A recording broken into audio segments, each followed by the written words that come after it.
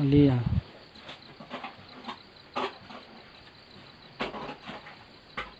Hơi lì đấy, tự chạm vào đây nhá lo. Chừa tới khó, chừa tới khó. Vì vậy thì chỉ một con dần nó ngoài cái chè đấy rồi. Thì mới chỉ trong tôi chúng mình đi phải chịu. Lắm mấy chè thôi. Con chủ thì nãy giờ cũng được hết tụ chè con nãy giờ on pe con không thì quần áo lắm đồng nó bệnh. Buổi thế là phải mặn rồi là 2 ngày 3 ngày 2 ngày các mỗi ngày thay là dần thay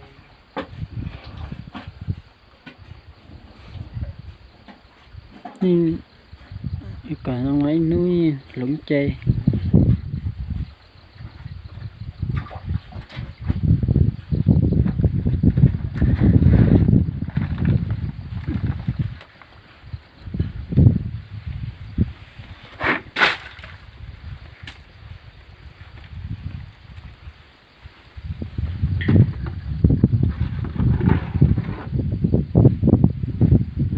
nó chứ nó sẽ cục rồi lót ca nó thì nó sẽ có cục ra chỉ có thêm gì cá đê đấy thêm gì đó đấy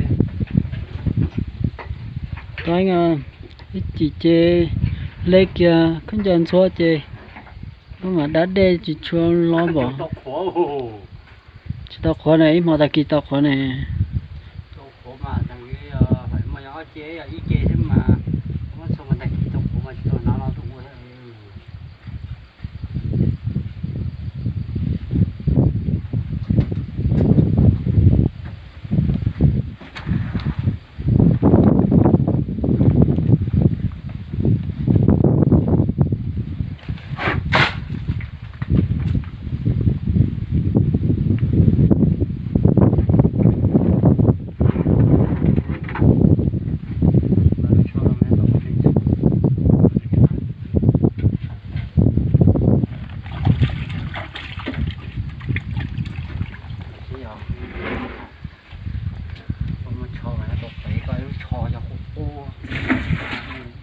ná rồi mà trong mà cái lúc mà chỉ gió sạch chọc cái ná ta này cho sát ná chọc cái này ná lúc mà chỉ